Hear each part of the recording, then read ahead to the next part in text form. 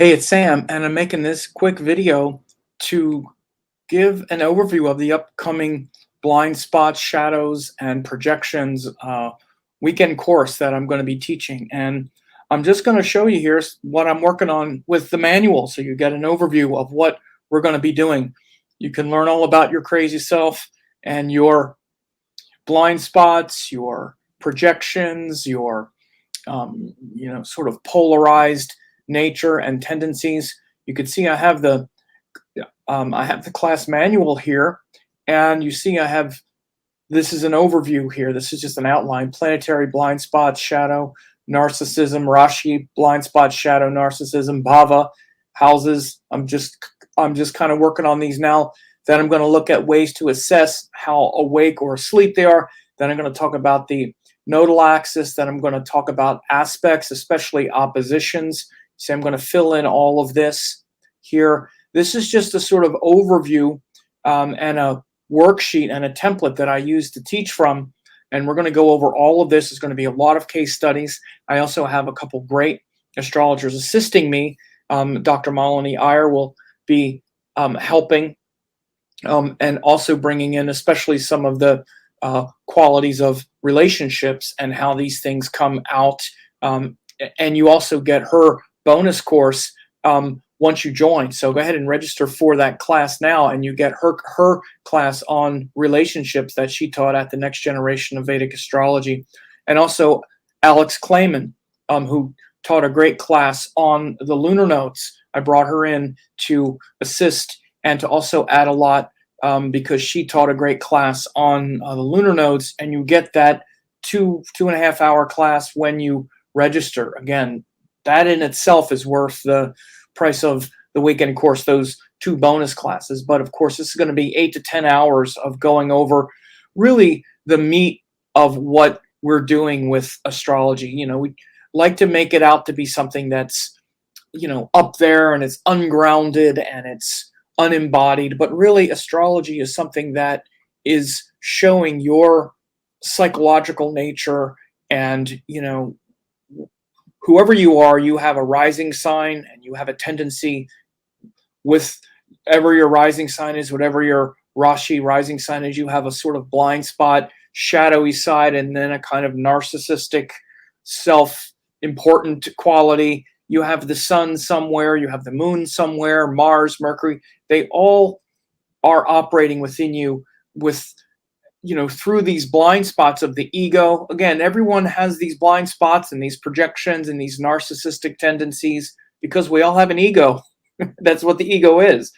The ego is this false self that says, I'm the most important thing. In case you didn't know, here's the most important thing in your life is me. Right? And so no matter how together you think you are, you have an ego, and it's wants to be in control, and it has its own unique way of doing it, right? So you can see here, I'll go over some of these things that we'll be talking about. Again, this is just like an outline, but you can see like it says here planet, and then it says momentary pathology. Now, by the way, I'm also going to talk about each of these things in their fully developed state, not just in the pathology, but you'll learn about, the sun is really the true self, not just the momentary pathological egoistic self, which says, I'm the important one. That's the kind of momentary pathology of the sun, right?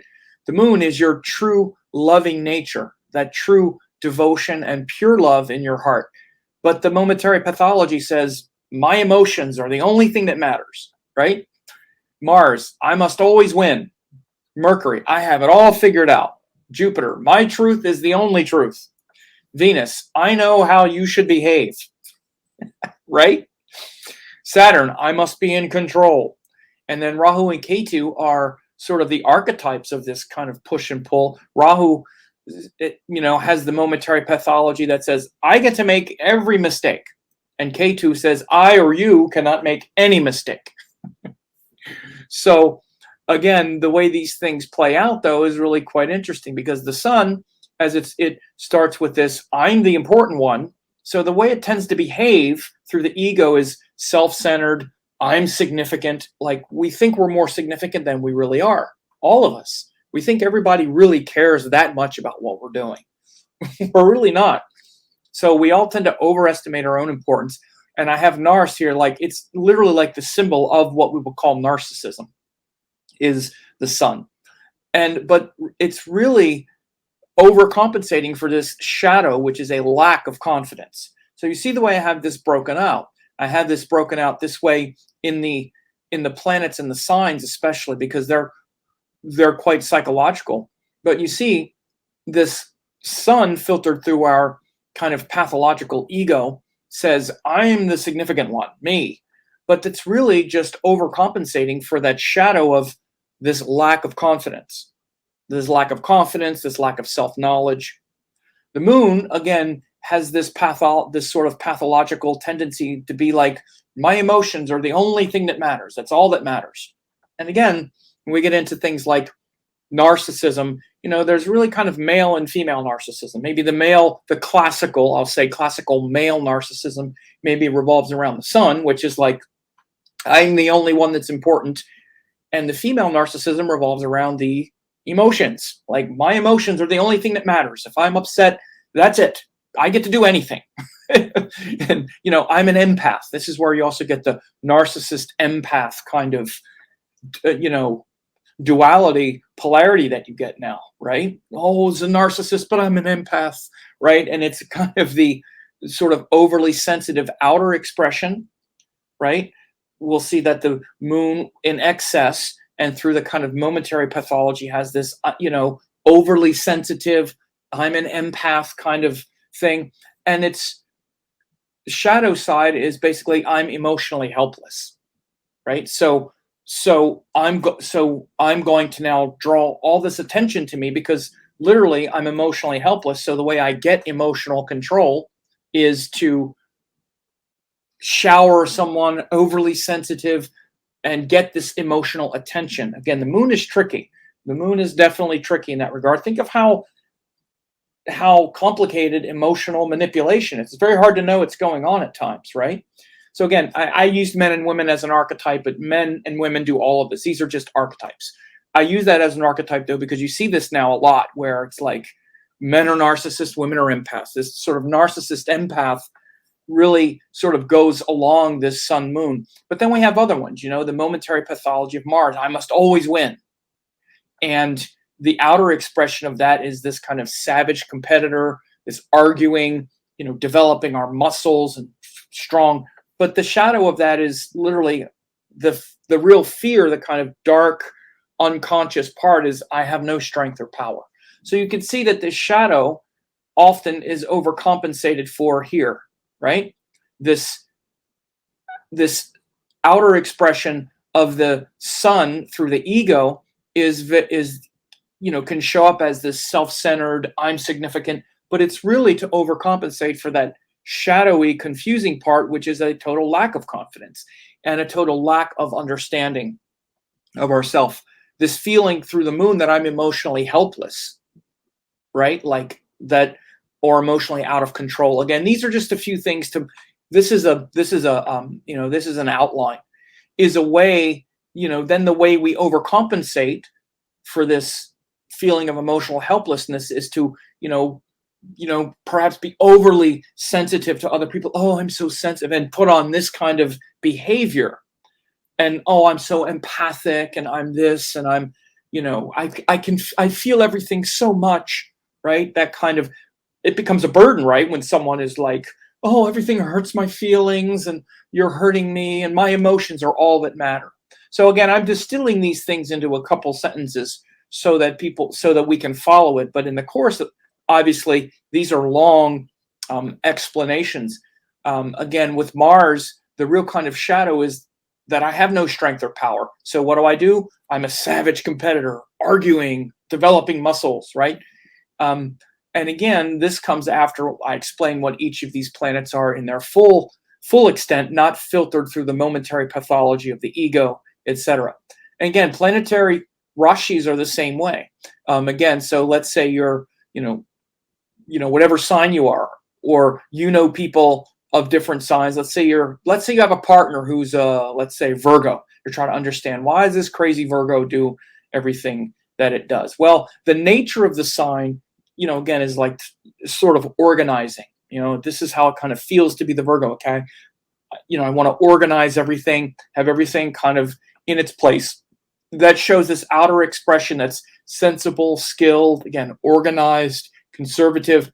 But that's also really kind of overcompensating for that shadow, that kind of fearful thing that's emotional, mystical, impractical, boundless. That's the thing with the Virgo. Boundless, no, but it needs to be bound. Let's get it organized. Let's organize the boundless universe. It's like, right? If we look at the opposite, Pisces, where it's merging with all, their nature is to be creative, emotional, romantic, mystical. Their shadow is a lot of these Virgo things: organized, practical, literal, structured. Again, Pisces is like a lot of that sort of blind spot, the blind spots that they have, which basically revolve around these sorts of things. This blind spot of having things be organized and practical and literal shows up in excess in this outer expression of creative, emotional, romantic, mystical. And so, a lot of what I'm going to be doing in this class is also just really explaining how these things work, in the sense that we're all trying to really live authentically that ascendant, right? Where, if everything could just be like that, the world would be great. If everybody could just be, like for me, if everything could just be like Gemini, Gemini-ish, Gemini's about figuring things out. And again, I sort of put these statements here, playfulness, novelty, new interest. If everything was like that, that would be great. But boy, this, shadow is being disconnected from a sense of purpose and focus, right? Because it's sort of those things that are related to Sagittarius. But again, we're going to get into this in great depth, and we're going to have a lot of case studies. And again, some of the other things that will be very interesting is I'm working on every opposition. So we're going to have every opposition.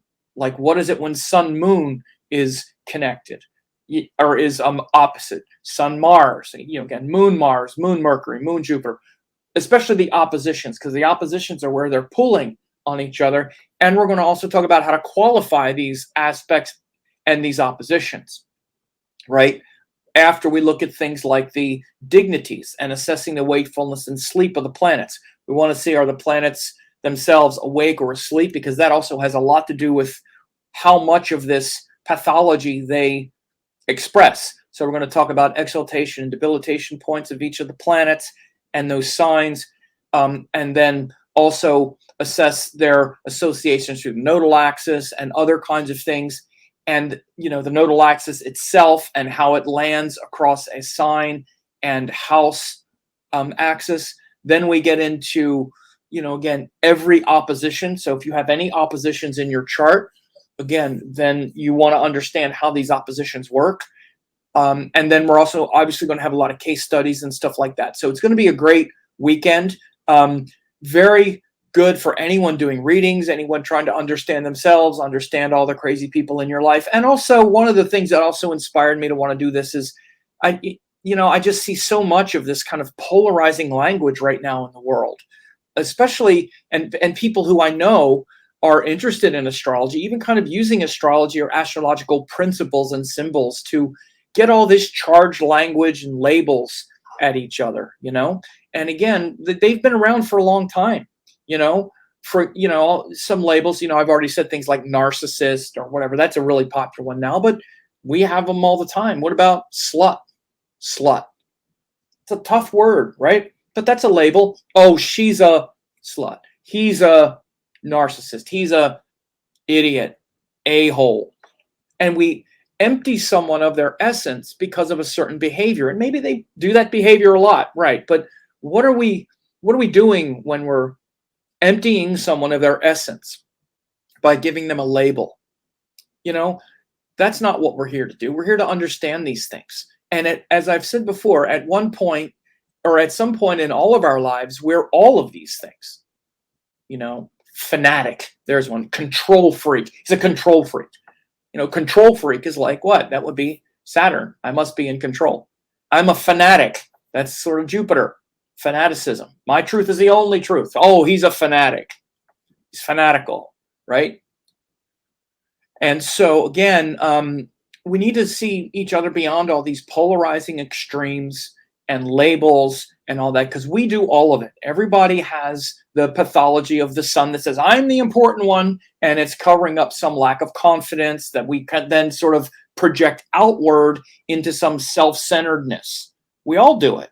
We all have we all feel emotionally helpless at times, and we project that out often. Because we feel emotionally helpless, we try to like maybe help and care and nurture others so much because it gives us a feeling of connection that we're not naturally feeling. Again, because my emotions are all that matter. Like I'm really sort of trying to distill the essence of the kind of ego filtering these planets this way. Again, these are just kind of touchstones so that we can understand the concepts. We all feel like we have no strength or power at times. So of course we overcompensate with, arguing, oh, I don't feel so strong, so at least I'm stronger than you. I can defeat you in an argument, and I must always win, right?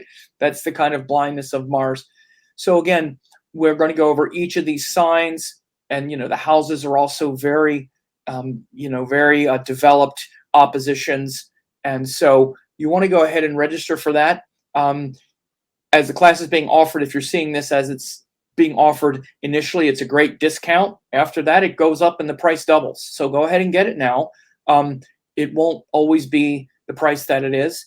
And I'm really looking forward to teaching it. I'm really looking forward to teaching it with some of my great faculty from the American Academy of Vedic Art and Science. And those great teachers will also add a lot, as people are used to seeing now.